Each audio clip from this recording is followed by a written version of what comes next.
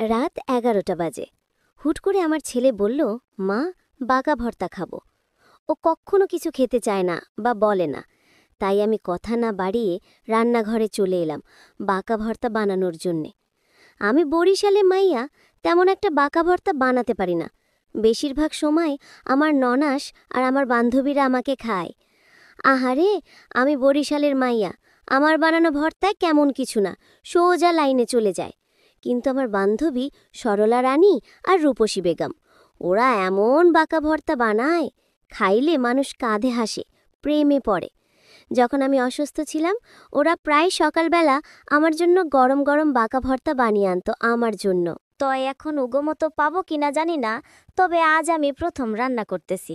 এখন ভর্তা হইল বাঁকা না সোজা আমি আর জানি না, কিন্তু ছেলে খায়া খায়া চিৎকার দিয়ে বলে, আম্মু, অনেক মজা হইছে।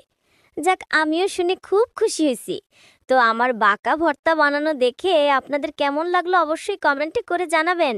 সবাই ভালো থাকবেন, সুস্থ থাকবেন, আমাদের জন্য দোয়া করবেন।